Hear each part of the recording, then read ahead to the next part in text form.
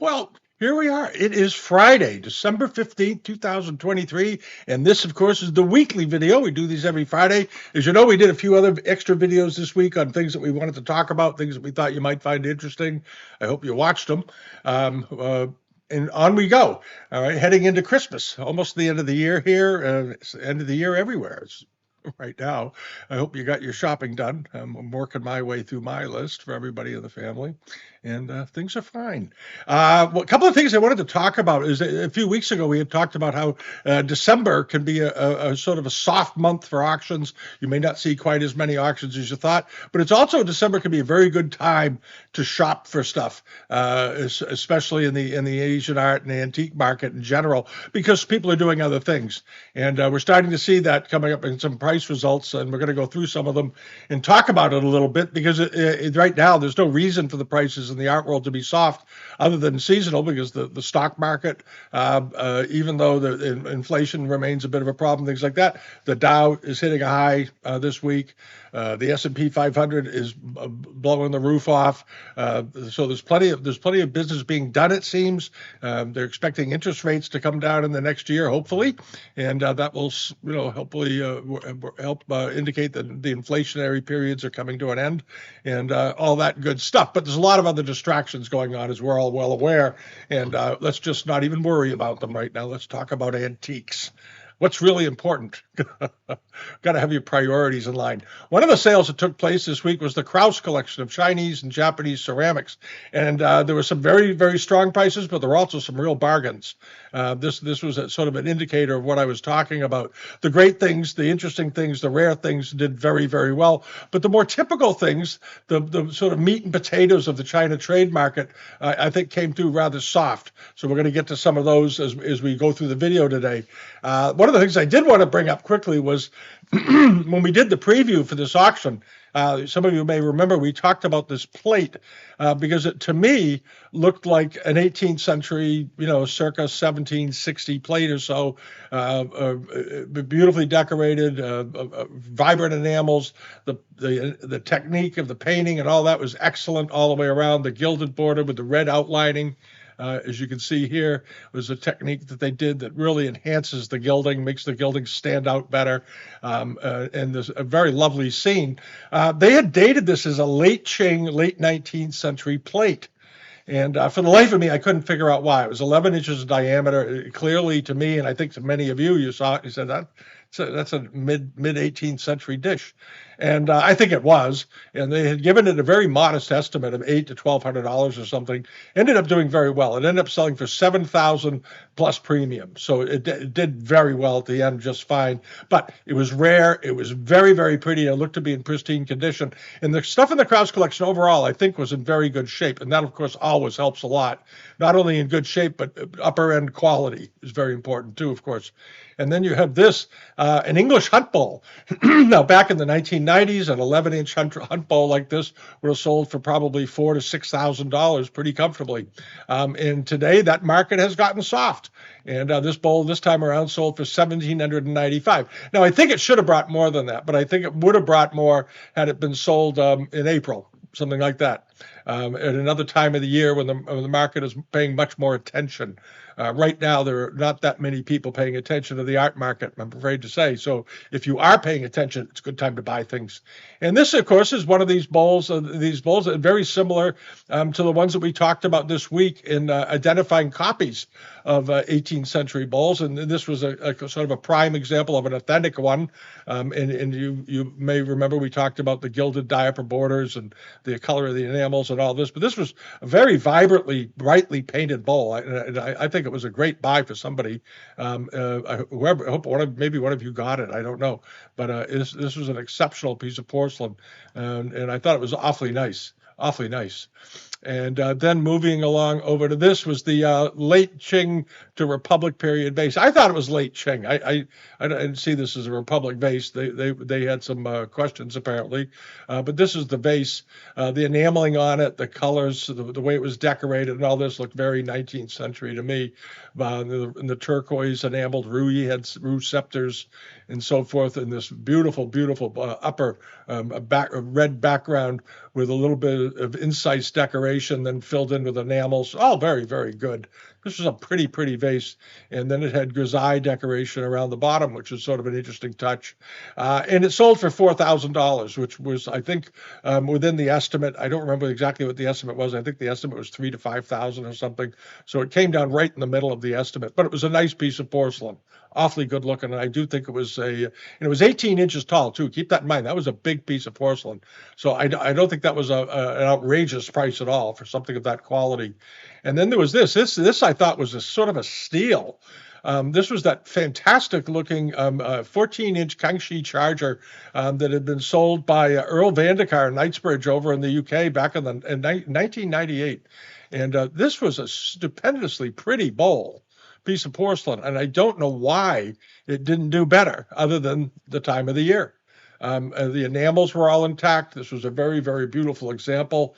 Lovely multiple decorations, border decorations, lattices, flowers, Buddhist wheels, you name it, it's on here. Love the birds and so forth. And then you have this area up here with precious objects all outlined in red. A really lovely example, 14 inches in diameter, and it sold for just $1,920, including the buyer's premium. That was a good buy, 14 inches. And this was another one of these, why? I would have thought this would bring 3,000 to 4,000. So again, an excellent buy. And then this did extremely well. This had a very low estimate, a few $1,000s or something. And we talked about it because in the past, when these Kangxi dishes come up that have the poem inscriptions and the waterfall scene, this style of plate has always been very, very popular with collectors. And this plate, so I think it was estimated at 3,000 to 5,000, as I recall. And we commented on it. We said, and in the past, if you've seen them sell, everybody knows what was going to happen when this thing sold. It would blow that estimate out, and it did. Sold for $20,480. But it's a 15-inch dish too. Keep that in mind. It is a charger, and it is very big. And it was a very rare type, and it was inscribed. And when you have beautiful potting from porcelain from a desirable period, beautiful enameling and decorating, and calligraphy, the third art added into it, pushes the price up. Had this not had the calligraphy on it, it probably would have brought half what it brought, if that. But the calligraphy makes a major difference in the value. And this was a really, really lovely example. The enamels were good. Here's a good close-up of it. Very meticulously done. Love the waterfall. Love that waterfall. And the way it carved out these rocks over the years and lowered down and pushing out through. And then the little scholars' studios down here on pilings along the top over the water, enjoying the scene and the cool mist coming off the waterfall and all that good stuff.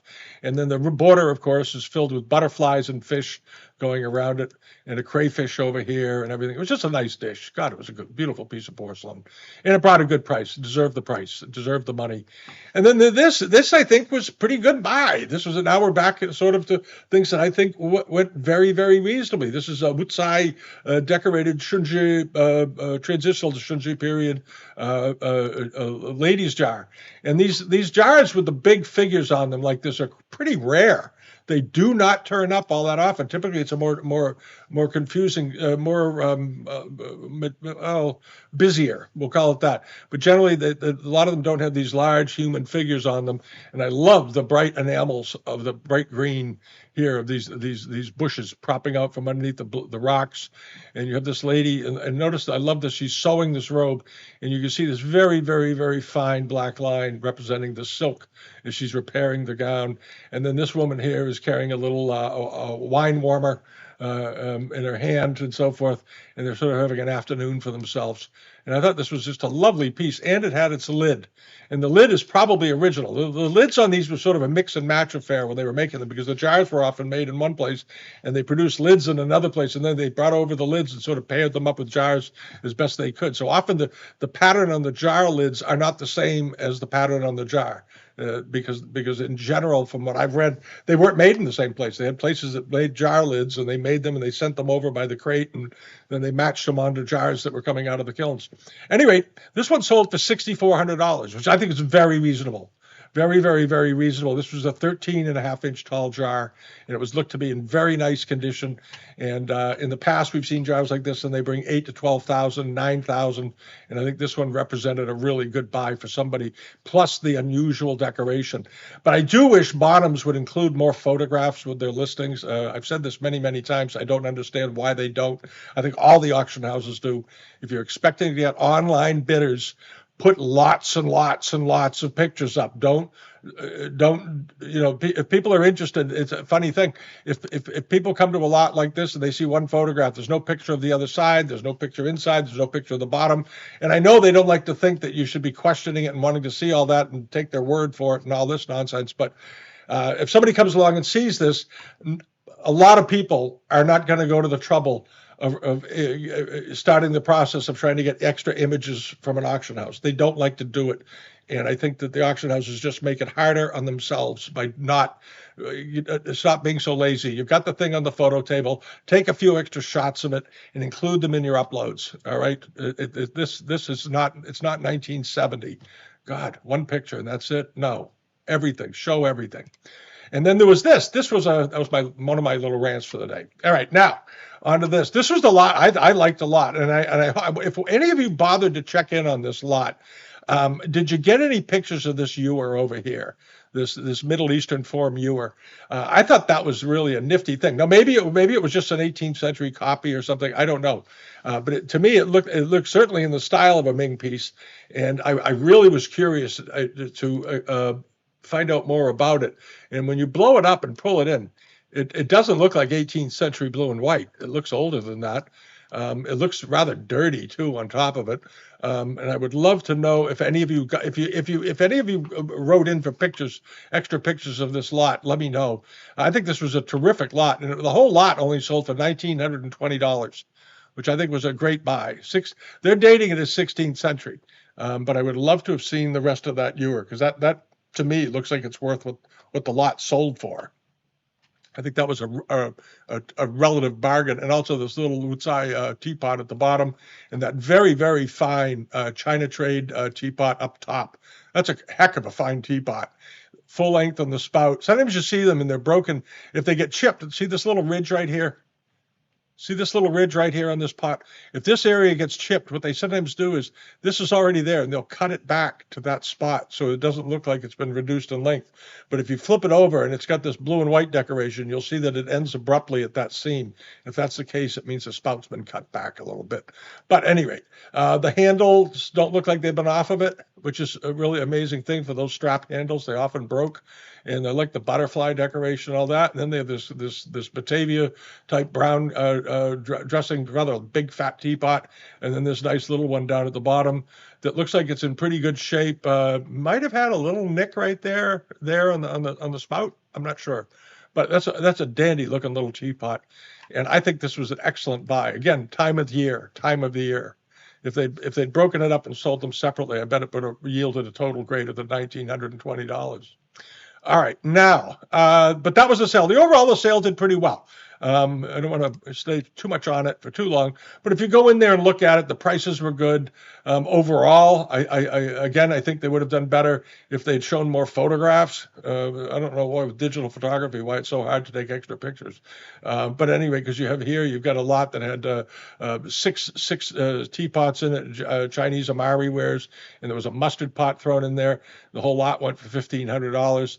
And it's the kind of lot that if you're a collector is great, or if you're a dealer, it's great, because those lots you can buy, pluck out the one you want and sell the rest back, and you may end up owning the piece you wanted for free, maybe even come out of it with a profit.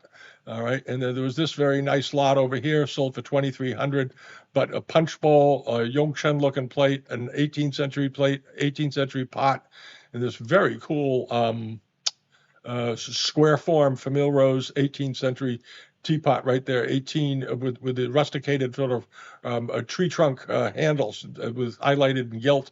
And this is an unusual example. Nice enamels made around 1780.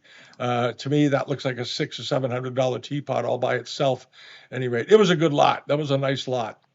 Okay, now moseying along over to this is coming up at Dargate. This is an auction that's coming up in a few days on the 17th. It's on the global member pages and it's accessible also through the Patreon accounts. If you haven't seen it, this is sort of a Rockefeller pattern rim that we because we were talking about Rockefeller plates just this week, and this is sort of a Rockefeller patterned rim that you've all familiar with an armorial crest in it. It's a saucer.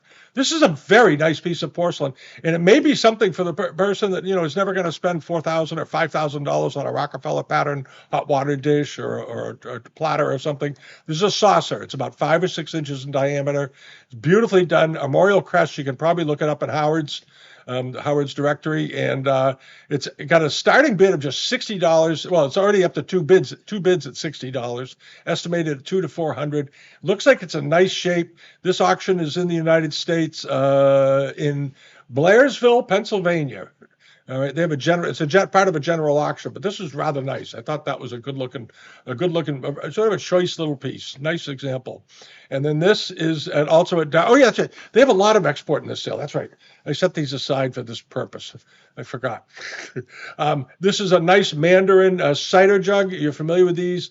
You don't see them too often in the rose Mandarin pattern, though. This is a pretty good looking one, made around 1840 or so. Nice looking lid. I don't see any repairs to it. You want to get a condition report, of course, and go through it. But the Mandarin decoration on it looks nice. The gilding is still on the spout. Rather elaborate spout, if you didn't notice that. We'll go back to it in a second. There, hold on. There it is, with gold flowers all over. Come on. There we go. It's got clusters that look like almost look like roses on it, but a gilded spout. Very, very nice with gilt decoration. The estimate on it is very reasonable, $800 to $1,200. It's got a $200 bid on it right now. It sells in 4 days, 3 days. It should bring more than that. It should bring $800 to $1,200. It's an unusual thing. Oops. Hold on a second. Okay, we're back. Quick call. One of the kids checking in. All right, now this is a very nice cider jug. Cider jugs, I think I've always liked them. I found them rather large and impressive and elegant looking. And Mandarin decoration on this looks good. And like I said, but judging by the decoration, the tightness of it, the style of it, it looks like it was probably made around 1840 or so. And I think the estimate's perfectly reasonable. Get a condition report. It's fairly good size. It's 9.5 inches tall, which is right about right for one of these. Sometimes they're slightly bigger, maybe 10 inches. Sometimes they're a little smaller, but it's right in there. All right, now that noise you just heard, if you heard it, was my dog snorting. What are you doing, April? All right, we got to share you with this stuff. Here we go. There she is. That's April.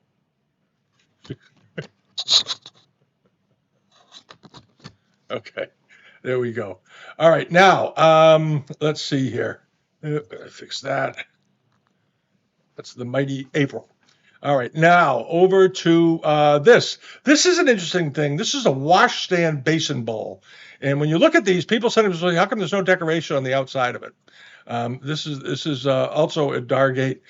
This was made to go in a washstand beside a bed at night, and it might have even had a pitcher in it, a porcelain pitcher in the same pattern. And so this was left undecorated with a very heavy, thick rim to sit in the wooden stand. And often they were fitted right into American washstands. They made them in very specific sizes so they would fit. And this is a rather nice one made. Looks like again this diaper pattern and puce decoration with famille rose, made around 1780, and this would have gone into the home of an early China trade family, or a well-off merchant class family in England or France or the U.S., where they had washstands to go beside the bed at night. So you get up in the morning, you'd wash your face or wash your face before you retire and that sort of thing. So that is why it doesn't have any decoration, because everybody sometimes says, well, how come they didn't decorate the outside of it? Because it was never going to be visible. It was going to be inside of a piece of furniture. So if you have an old piece of furniture and you've been wondering where you can get a good wash basin for it, here it is. This is it. And usually they bring less than other. Yeah, I see this bowl is 11 inches in diameter. It's only got a $300 to $500 estimate. They generally bring about a third less, or maybe half of what a bowl would bring if it were decorated inside and out like a punch bowl for a dining table, because this was meant to be a wash bowl. But if you want to have something authentic and you've got a table for it, buy this. It's a nice thing. All right, now over to this, the Rose Mandarin, another one of these 1780s coffee mugs or tankards. This one has a star crack in the bottom, but I'm showing it to you because it's so well done and a rather unusual pattern. We see them often when they're outdoors. The figures are outdoors in landscape scenes like we saw in the Hunt Bowls or on the previous bowl, outdoor activities with sky and clouds in the background. This one, they're sort of on a terracing with a sort of a pudding stone ground, a root table in here, and then you have this honeycomb lattice pattern up here that would have been, ceramic stoneware with turquoise glaze. And there's a rather nice wall with more inlay in it. And on the other side, you can see if the door opens, then you see the outside. I thought this was there it is. Here's this side of it. And you have the little boy coming along out of the house. There's a very tall, interesting looking vase in the background. And there's that fantastic diaper pattern. Again, it looks like it's in good shape. The back of it by the handle, surrounded by flowers and so forth. And here's the rest of it. They're sitting out out beyond onto the terrace. And there's a bridge in the background with a couple people crossing it. And a boy sitting here next to his mother, listening to the adults talk. Very politely. Now, this mug is not in perfect condition, but it's an exceptional type of the mug. And I would rather have this than most. If I was going to buy an 18th century mug, I would rather have this one with its interesting decoration than a perfect one that has the more standard Mandarin scene, standing among the woods and the trees, the ones that you always see. This one has a very interesting sort of intimate family scene in it. Its starting price is $70. It's got a bid. The estimate is $300 to $500, which I think is still very reasonable because it's an unusual mug. And always go for the artwork. In my opinion, buy something really beautiful and interesting and unusual, even if it's not perfect, over something that's perfect and boring. All right, go for interesting and pretty. Okay, this is coming up, and this is a really nice punch bowl. This is coming up out at Fine Estates Inc. in San Rafael, California. It is a 12.5-inch wide punch bowl. Apparently, they have some information on it. Notice the Arabic script on it. It was made during probably the mid-19th century. Unusual coloring, sort of typical rose medallion, but they use gold in the background instead of white. And the coloration is a bit to like using a strong grayish blue with some Arabic on here. Now, according to this, they have some paperwork for it because it was bought from a dealer in the Middle East. They just dated as 1850 to 1918. This bowl was made probably about 1860. It's mid 19th century. Masoud Mizira was a Persian prince of the Qajar dynasty known as the Yaman Dawala. And there's a whole bunch of information. Anyway, he was posted to the governor of Isfahan during the 19th century, and he was in Isfahan in the Fars province for a total of 40 years. So apparently they have some paperwork to go with this bowl, which makes it pretty interesting. So if you have, especially if you have, Middle Eastern, blood in the family, or your family came from Iran and live here now, and you want something sort of interesting out of the history book, here it is. And there is the name of the dealer that sold it. In Baghdad, back in the old days. When was this? 1951. 1951. There's the original receipt. So that's a pretty great package right there. It's got 3 bids. It's up to $1,300. It's estimated at $2,500 to $3,000. I wouldn't be surprised if this bowl went over $5,000. Just as a heads up, it's a very unusual with provenance and very unusual decoration, and it's a very elegant looking bowl. It has a real look to it. And not the typical type you would see from this period that would have been made for the English market. It's a totally different thing with Arabic on it. So it's a great thing, great object. And then over to this. This is Alex Cooper's sale coming up in a couple of days. And he's got this, a Western, a very typical sort of China trade export tureen made during the 18th and the 19th century with the strap handles. But it's got all Chinese decoration on it, which I think is rather interesting. You don't see these very often. You don't see tureens very often in this form, this Western form, with purely Chinese dragons and coiled dragons all over it. It's very unusual, and a nice big finial on top. Looks like it's in good shape. It's got its under tray. There's the top of it. Very interesting thing. Estimated at $1,000 to $1,500. I think that's reasonable. Right now, it's got no bids. Now the sale is in 2 days. I would hop over to. They're dating it as Jiajing period, 1800 to 1810. I think it was made a little after that, but not much. I would think closer to 1830 or 40, but the handles in the finial point to certainly first half of the 19th century.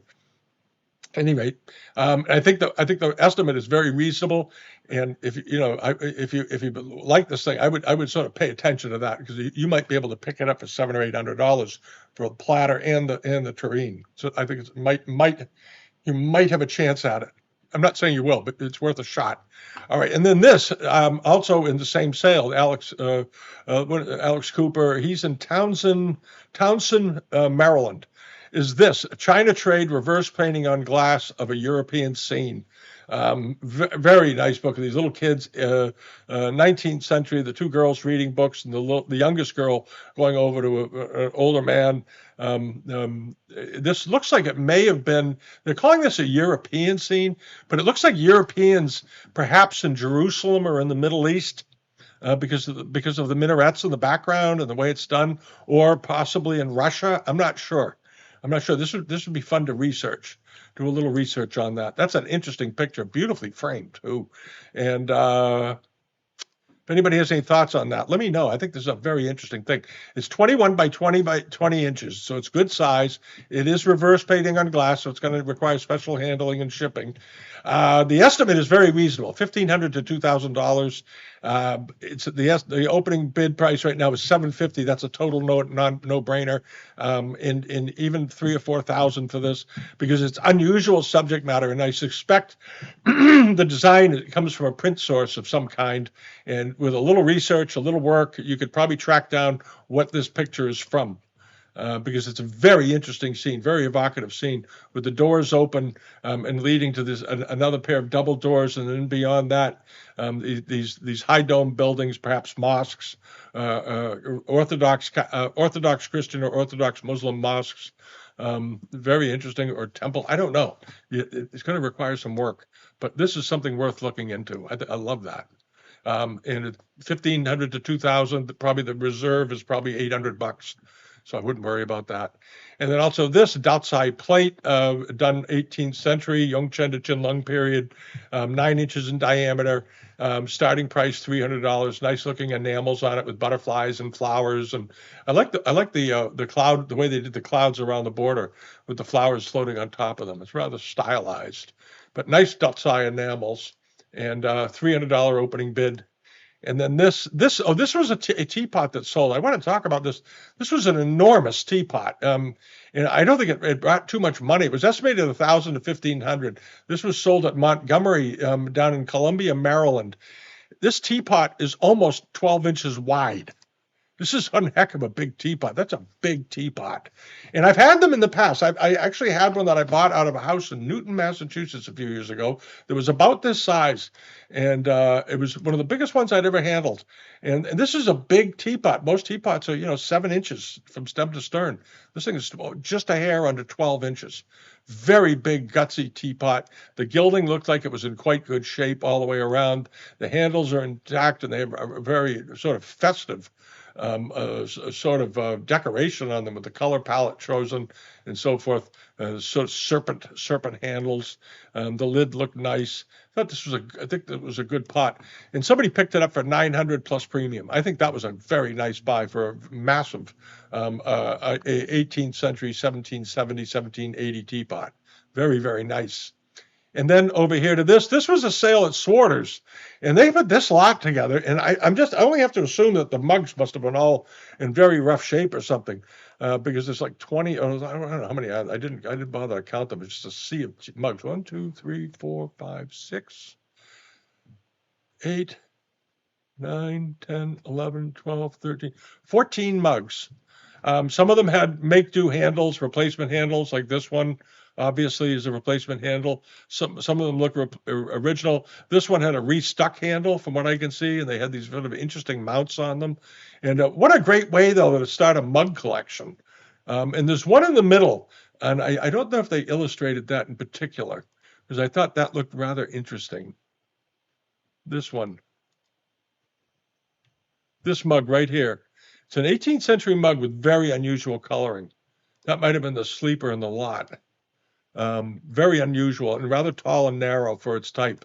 But all of these are 18th century mugs, pretty much. from what I can see. Those are all 18th century. That's 18th century. That's 18. They all look to be 18th century. And a couple of them, like I said, have repairs. This one has a make-do handle on it and so forth. But what an interesting, I'm not sure about that. That's sort of an oddball one. It's got a Chinese handle on it. You'd have to look at it. But at any rate, the whole lot went for 1,500 US plus premium. And I think that was a pretty nifty buy because you could make a wall out of it, get some shelving up, put it in, and, have some fun with it. I think that was a relative bargain. All right. And then over here on eBay, let's see what's going on over here. There we go. Josh Chamberlain had a bunch of stuff up. Juice 1499. This was an interesting little lot. I think it was a good buy. One of these blue and white 18th century figures of the seated laughing boy, and then this downward head cast Blanc de Chine figure. They both appear to be 18th century. This has a nice sort of soft ivory tone to it. The whole lot went for $580 for both pieces. That was a pretty good buy. And then the Canton bidet, as they call them, and these used to be very, very popular among the Americana crowd and so forth.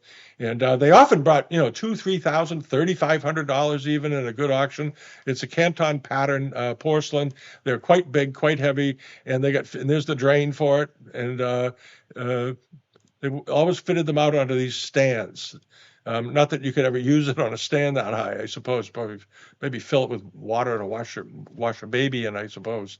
$1,338. I think that was a relatively good buy. A bit of a nuisance to ship, though. I feel bad for Josh having to ship that thing. Jeez. All right. And then he offered this again. I had mentioned a couple weeks ago that this was re-offered. I have no idea why I didn't get paid for the first time. It went up again, and I think it brought roughly the same price again, $2,585. This was the carved wooden plaques with very nice colored enamels on them, dragons and so forth, in the Shao character in the center. Lots of legitimate looking wear. The paint certainly looks old, and all this nice beadwork. And this was a fairly big piece, as I recall. It was 35 or 6 inches long. And the last time around, I guess it didn't get paid for or something. I don't have any idea why. And it's up again. Let's hope the customer pays his bill this time, because that's a nice thing. And then the black glazed Femme Noir jar. And I threw this in just to illustrate the point that this is a late 19th century Republic jar. But notice the quality of the glaze on it. Beautiful, beautiful color. Mirror black. And even on these later 19th century Republic period pieces, if the glaze is outstanding, and this has a cafe rim on the top, if the glaze is really good, really crisp, really sharp, notice there's no orange peel showing. It's just completely smooth, just like a piece of glass. Actually reflects, there it is, mirror. It looks just like a mirror with a rose mandarin base in the background there. They can do pretty well. And this is not a huge jar. It was... wasn't it like 8 inches or something, 7 inches tall, a fairly small jar, but very nice glaze. The glaze was beautiful, and it sold for $488. There you go. And that shows the strength of the monochrome market is still there. And then over to this was really nice and rather unusual piece of Kongxi ware, a bell-shaped garlic vase, nice decoration. I like the tooth border around it and so forth. And it looks like a Middle Eastern metal form or an Indian metal form, almost like a hookah base. And ended up selling for $1,277, which I think was absolutely reasonable. Very nice thing. And then over here to the moon flasks. These did very well, but when these came up a few weeks ago, we talked about them. We said moon flasks, these moon flask bases always do well. People love them. They look great on mantles. They look great on bookshelves. They come in a variety of sizes from 8 or 10 inches tall all the way up to, we've seen them in pairs as big as 24 inches. They made them in a huge variety of sizes. These were quite nice. They had nice colors. Sometimes they're in famille rose. These are famille jaune. And they sometimes refer to these as sort of Empress Dowager or Shikshi style vases. It was a pattern and color that is often associated with the Empress Dowager. Very nice though, very elegant, and they sold for $2,323. And then there was this I think was a relative bargain. This was a very nice Daisai type of vase on a powder blue ground, very unusual color, very unusual light blue enamel ground. with these big fluffy flowers at the top, with chimeras and foo dogs on the neck. Very, very attractive. And this vase was big, right? It was it was a foot tall. It wasn't a little like a bud vase or something. It was a foot tall, but lovely color. Gosh, the color on that was great, and ended up selling for $1,678. But beautiful color.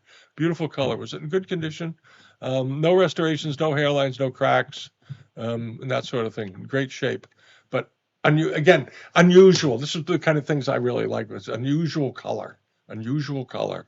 And then lastly is this, the Kangxi Femivair porcelain dish that has the track, the grooved foot rim on the back that you see on these pieces like this, these sort of grooved out foot rims. Be careful out there though, because they've been making lots and lots, and this is not a copy, this is an authentic one, but they've been making lots of copies of them because they realize the crafty potters that make copies realize that they put a nice smooth double groove foot rim on the bottom. 80% of the people out there don't know that they're doing them. And they'll assume that if they see that, it's a sign of age. It's not.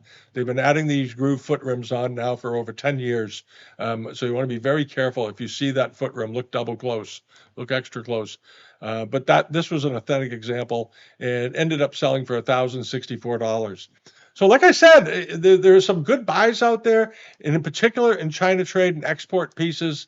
If you go back through and check out the last week, you may remember Joni's had a sale up, and there were a whole bunch of Canton wares.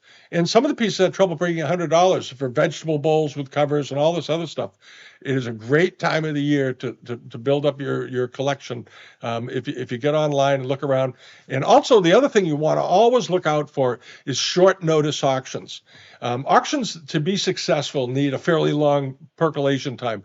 For me, an auction house should always get his auctions up. A bricks and mortar auction house that does online auctions should always have all their lots up at least 3 weeks before sale. Ideally, a month and a week.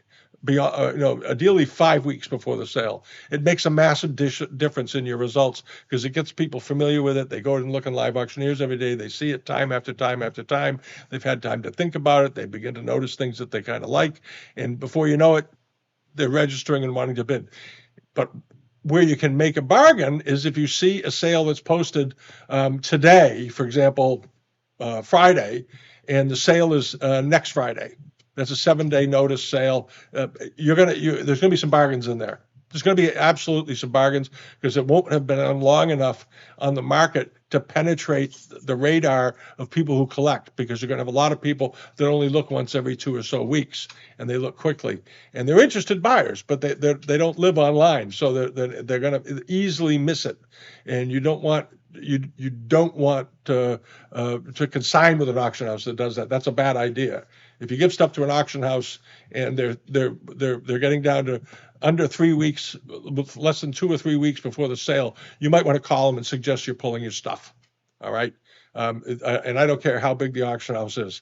You need 3 weeks lead time, 3 weeks to 4 weeks at minimum, if you want to get the best results. All right. It's just putting it out there, and make sure. I had this conversation with a friend the other day, and make sure they have lots of photographs. But lead time is crucial. But on the flip side is, if you run into an auction house that doesn't seem to know this little rule, you can probably get some great buys off of them. Probably get very good buys, because people interested in what they're selling probably aren't going to find the piece in time to bid on it. And if people discover things at the last minute, a day or two before the sale, they don't feel like there's enough time, and their chances are at least 50-50 they're going to take a pass on it because it's too close to the auction, and they're going to be fearful they won't get the reports back on time and all this. So if you have somebody that puts up an auction that starts in less than 6 or 7 days, 10 days before, you stand a very good chance with a little work of getting a great buy. Just a thought. All right. So anyway, that's it. Have a great weekend. We'll be back next week. Get your Christmas shopping done, and we go on from here into the new year. I think hopefully this year will be a good one for the antique market. And That's all I have to say right now. Thank you for joining over on Patreon and joining the global member pages. You'll notice we've been doing more videos. It's because we can put the money to work and get people to do things and get things organized, and we can get you get more out. Basically, is what it amounts to. Because everything the site takes in goes back into the site. Everything. Lock, stock, and barrel. So the more we pull, the more we pull in to support it, the more we can put out to provide content. That's really literally how it works. Okay, but thanks to all of you for watching, and subscribe if you haven't already. All right, bye bye.